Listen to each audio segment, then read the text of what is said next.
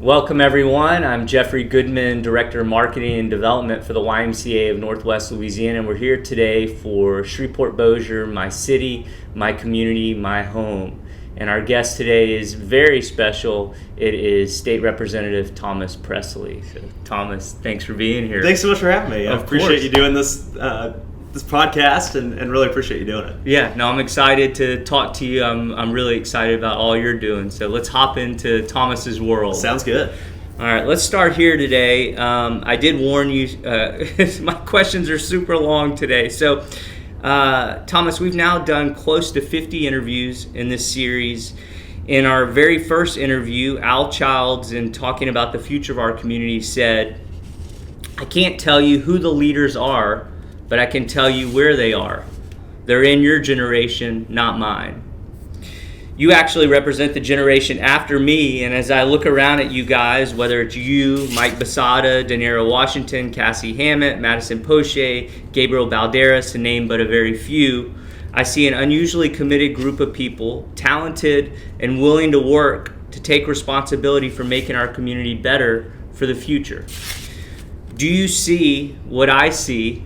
And do you feel part of a generation that is unusually committed to making our community better? I do. I'm very excited about the generation that I'm included in and the generation above us, honestly. I think Shreveport has so much potential, and Shreveport-Bossier has so much potential to grow. But we need to make sure that our policies are right. We need to make sure that we're creating an atmosphere that allows for private industry to grow and develop and prosper. And so much of that is related to things like the why, those social interaction opportunities, making sure that our kids have an opportunity to grow up in a place that's safe, that has sports, that has fun activities for them to participate in. And I'm really excited about the future of Shreveport. And so much of that, though, I will say, is building on people like your parents that have put so much into our community and given so much back. And I think that's really important to recognize as we try to grow the future of Shreveport-Bossier in Northwest Louisiana. And you're the first person we've interviewed who currently holds a political office. Very good. You are, and I may get some of this wrong, so if I do, please correct me. You are a Louisiana State Representative, one of, I believe, 105 members in the state, and one of 10 state representatives who represent either Caddo and or Bossier Parish. In your case, I think you represent both. That's correct, I do. I represent both currently. With redistricting, which we just did last year, the new map, I will only represent Caddo. Okay. And then District 5, which is just below me, will actually go into Bossier. It currently is just Caddo. So we kind of did a flip-flop on that. But yeah, no, that's exactly correct. We have 105 members of the Louisiana House of Representatives. There are 39 senators, so 144 members of the legislature that make the laws and work with the governor to make sure that Louisiana is headed on the right path. And the regular legislative session in Baton Rouge this year, I believe, runs from April 10th to June 8th. That's correct. My question is, what do you see other parts of the state doing better than our community? Or in other words, from any perspective, economically, socially, legislatively, etc., what could this community learn from other areas in the state? Sure. So I think Louisiana generally has a challenge, right? The last time Louisiana grew a member of our congressional delegations, the folks that go to Washington, was in 1910. When you put that in perspective, I'm going to have to throw one of my questions out, because that was actually my next question, but go ahead. Was in 1910. And if you look at in 1960, Louisiana and Florida had the same number of members of Congress or electoral votes. Today, which is tied to population. Which is tied to population, exactly. So it's based on how many people you have compared to your sister states. And if you're growing, you can gain a member of Congress or an electoral vote, which is how we elect the president. If you're losing population, then you obviously will either stay stagnant or you'll decline. Well, in 1960, Louisiana and Florida both had 10 electoral votes. Today, we have 8 electoral votes, which is the members of Congress plus your senators. So 6 members of Congress and 2 senators. So we have 8. Florida has 30. it shows you that in 60 years, we have the opportunity to grow in huge numbers compared to our sister states. We've just got to put the right policies in place. And I think that's certainly the vision that I've had while in Baton Rouge, is how do we make this environment, this state, able to grow people. And grow people meaning bring folks in from other states, or just make sure that we're retaining our talent here. So many people in Louisiana, and particularly in my generation, have gone off and done great things in other cities. I'd love for those folks to be able to come back home. But I think a lot of it is creating a business environment that allows for them to succeed, making sure that our tax policy is competitive with our sister states, making sure that insurance reform, and our insurance rates, which is basically another tax on individuals, because you pretty much have to have either auto insurance or property insurance if you own a property. You've got to have those. Those are additional taxes, and if our rates are a lot higher than other places, people are going to choose to move to Texas or move to Florida, or move to North Carolina or other states that are continuing to grow. And I want to make sure that those policies are implemented in Louisiana, and we have an opportunity to grow right here at home. Those are amazing stats. That's an amazing stat, the Florida statistic. It really is. And going back to your initial question of what areas are doing it right, you can look at the Acadiana area, and I think that they've done a lot of really good things, and they've got a thriving university with the University of Louisiana at Lafayette. They've got an arts culture that's down there that they've done great things with. They've got growing restaurants and a fun scene for people that are in their 20s and 30s and older. And I think that's an area that I've been very impressed with. New Orleans, of course, has the culture, the food, the music.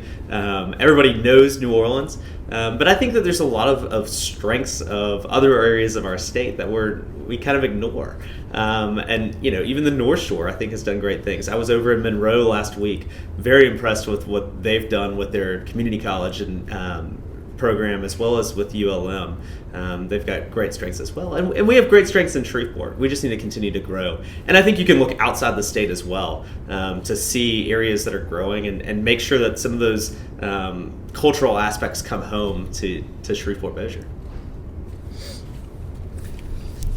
All right, that was my next question, so I'm going to move. The question was, I've heard Louisiana's not gained a congressional seat, which is fascinating.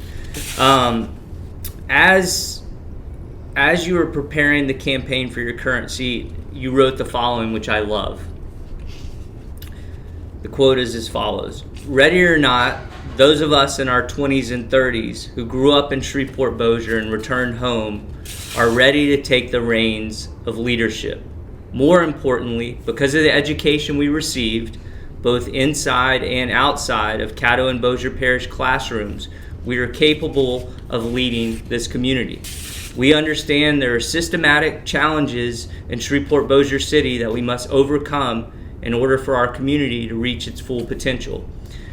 From an aging infrastructure and generational poverty to stagnate wage growth in a real estate market that could use a boost, the challenges that we as a community face are as real as they are vast." Talk to me about some of the things you see as our community's greatest challenges. Yeah, absolutely. It's interesting. I wrote that in 2019 when I was preparing to run for my current seat, which we were up again this fall. I had a lot of things on my mind and on my plate of what I wanted to do to help make an environment in Shreveport-Bossier in Northwest Louisiana that allowed people to be able to live here, to thrive here. I did not have COVID-19 and a global pandemic on my list of things that I thought were even possible. But looking back, almost 4 years later, it's still very much true, those challenges that we have. When you look at the roads and infrastructure in our community, when you look at our water lines and sewage lines, when you look at the things that really you've got to have a foundation of before you can start doing the big impactful changes that I think are important as well. And that's why we have to partner with our nonprofit organizations. We have to look to folks that have ideas and big ideas to be able to make our community a stronger place. I'm very encouraged by our high school kids and those that are the next generation after mine that are starting to have those ideas turn in their minds of how do we make our community stronger. As a parent, I think it's so important to listen to even our smaller kids. I've got a 6-year-old that is full of ideas, full of hope, full of promise, and I see so much of our community in him, learning from those that have different backgrounds than he does. And I think that's one of the great things about our generation. We learn from people on athletic fields, on through organizations in high school or middle school that had different backgrounds than us. And I think that's one of the strengths of our community is that we can work together. And one of the strengths of our generation, honestly. While we disagree on some policy issues at times, we know that at the heart of ourselves and of our colleagues that are around our age group, that we have similar beliefs and long-term goals for Louisiana being able to prosper. I have friends that certainly have different political views, but when you get down to the heart of the matter of where do you want your children to be in 20 or 25 years? You want them back here. You want them to have the opportunity to come back here if they choose to do so. And I think that's really important. I'm going to stick in that same article as the previous quote. In it, you also wrote the following. The quote is, "To build up our community, we must promote the positive opportunities and experiences that exist in Northwest Louisiana. We can be a strong community, but we must be willing to work together. Shreveport, Bossier City, and surrounding towns must be willing to put aside local differences and work together to make positive changes for us all. Additionally, we must change our attitude and perspective, particularly when we travel to or live in other communities. Instead of talking about the negatives, we must talk about the opportunities." Your quote above addresses some of the challenges we face as a community, both in terms of what is often a negative image of self and also a division between political views, racial backgrounds, and socioeconomic situations. Let's break my question into two parts. First part, from your perspective, how do we get people from different backgrounds and opinions to collaborate more in the future toward the betterment of our community? I think it's just opening dialogue, right? I mean, I think the friendships, the opportunities that you have, and we certainly see this in the legislature. When we're not in session, when you get to know someone outside of session or outside of the floor of the House or a committee meeting, you get to know what really drives them, what they're looking for, what they're trying to do. And I think when you talk about what we have in common, that's what brings people together. When you talk about the needs that are common needs, regardless of what area of the city you live in, those are things that bring people together, or state for that matter, the areas of the state that you live in. I believe that interpersonal relationships are foundational for driving policy and good policy, and I think too often folks will stay in their offices or stay at particular areas of town and not develop those friendships with folks that are from different backgrounds. And I think, again, going back to my educational experience, I mean, Byrd High School, I think, has prepared me better than anywhere else I've been in life for the real world. And why do I say that? Well, I mean, you have people that have every different socioeconomic background, different races, different skill sets. Those people are my friends. They're people that I grew up with, that I can still call on, regardless of what I'm doing or what they're doing. I want to know what's going on in their lives, and hearing those folks that have helped pick themselves up from the bottom, or had advantages and took advantage of those advantages to really succeed. I think those are all great things, and we should be praising those. I think that Shreveport, again, going back to my original thought of our community is so strong, and our our kids that have grown up in Caddo Parish schools or in our communities that have gone off to do great things. We need to create an atmosphere that allows them to come home. And what do you say? Like, it's uncomfortable. I mean, it can be uncomfortable to sort of get out of your box, or it's uncomfortable to get out of your comfort zone. Sure. It's uncomfortable to at times to put yourself in situations that are less familiar or less known. So what kind of advice do you have for people that kind of want to put a toe in, or want to know a little bit more, but aren't necessarily comfortable or confident enough to take those initial steps? Sure. I mean, I think step one is to take that initial step, right? And do it with a smile. I think when people are generally more approachable when they have a smile. So if you feel uncomfortable, other people are going to recognize that. They're going to try to approach you and befriend you. And I think that's really important. And when you're on the other side of that and you see somebody that may be trying to put their foot in the water, reach out, be friendly, and invite them to participate and be involved. I think that's really important, and certainly something that I've been very impressed with the Y, with having the organizational meetings when you had the economic partnership folks come and talk about economics and driving business opportunities to Louisiana and Northwest Louisiana. When you had the mayor's forum, those are opportunities that allow people a very comfortable position to just come here and spark that conversation with the person sitting next to them that they may not know. That environment, I think, is really important for getting people to be involved, for helping to create friendships of folks that may not have ever come across each other in any other way. All right, so I said with the last quote I was going to break it into two parts. The second part is as follows.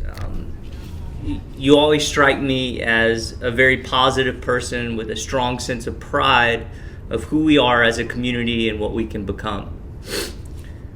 What words of wisdom or advice do you have for people who struggle with their image as Shreveport-Bossier residents? Yeah, I believe that our community is on the cusp of truly succeeding, and it's not like you're not gonna get there and plateau, right? We've got to continue to grow. We've got to continue to build. We've got to continue to create an environment that encourages people to get involved, to be involved, to make Shreveport what we want it to be.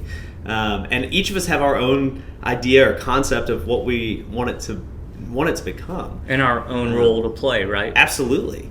And I think that's really important, that it's not just complaining about whatever issue you have. Okay, if there's an issue, then let's make a change. Let's put the time, sweat, energy, or financial resources behind however we want to make it better and improve it. And I think that's something that our community struggles with. We certainly have, I would say, generally, big generalization here, a negative self-image. Well, let's talk about the great things that we have going on. We've got awesome restaurants that are new and thriving, and we've got delicious food and an opportunity for growth there. When you look at Robinson Film Center, an awesome place. We've got great arts, Shrek, new parks that are being built, parks that we're investing in. Bay Virginia Park is one of the coolest inner city parks that I've been to. It's a great place in the middle of a thriving neighborhood. Most people don't have that. And certainly in your suburbs of big cities where a lot of folks are moving to, you don't have that. You have a creation that's new, but you don't have old oak trees or the beauty that the turn of the 20th century homes have that are around that area. And I think that's something that we really need to take pride in. Our architecture in this city is phenomenal. Downtown footprint compared to cities that are our size. Lafayette doesn't have a skyline like Shreveport does. A lot of cities don't. Those are good quality things. Now, do we need to invest and rebuild downtown? Absolutely. And Robinson, I think, is a great example of that. Shrek is another example of that. People, Cyport, which your parents have been so generous with, and the creating the new IMAX. Another fine example of something that is the envy of a lot of cities that are our size. I mean, most cities don't have a children's museum that's the size and quality of Sci-Port. The aquarium across the street, I think, is another example of that. The walking trails along the river. We have tremendous opportunities here. The Norton Art Gallery. The art that's in the Norton Art Gallery alone is fantastic, phenomenal. But the 40 acres that it sits on with open walking paths, also just an area of beauty and something we should be proud of. Blue Ribbon Schools of Excellence that we have with South Highlands getting a Blue Ribbon School of Excellence, as well as celebrating its 100th year anniversary this year. It's fascinating, and those are the quality things that we don't talk about, and that when you Google Shreveport, doesn't come up. It looks at the negatives. Well, those are things that we certainly need to address, and we can address, but you've got to highlight the positives that are going on in our community as well. And I think when we do that, and we do it when we're in New Orleans or visiting our college students at LSU or in other states or other cities, those are things that we need to impress upon our friends, because those are things that are really important for the quality of life, the culture.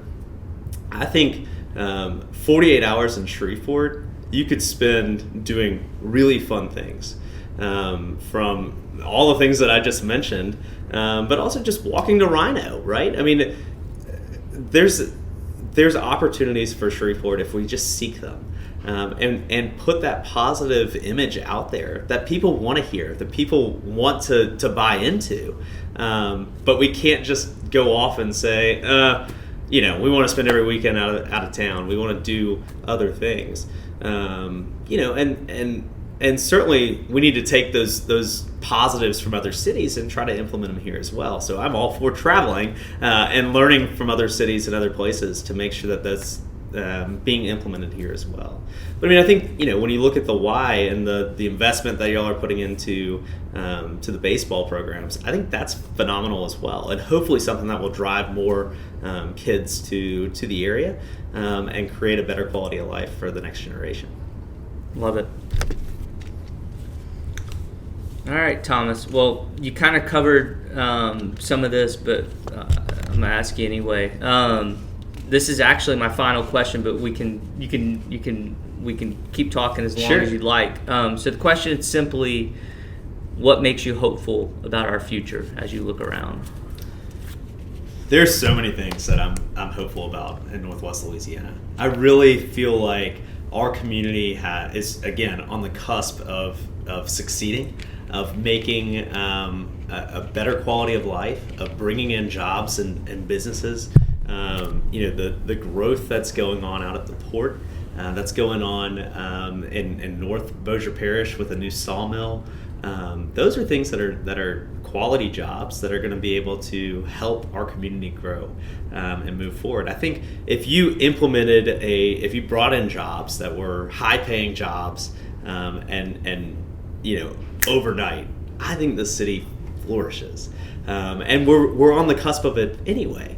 But we've got to be able to do that, and that's part of what my responsibility is in the legislature, and my colleagues' responsibilities is to create an environment that allows the private sector to grow and flourish, that creates an environment that allows for higher wages, that allows for better opportunities, that allows for our children and grandchildren to be able to come back to Shreveport-Bossier and create that atmosphere that we want to create.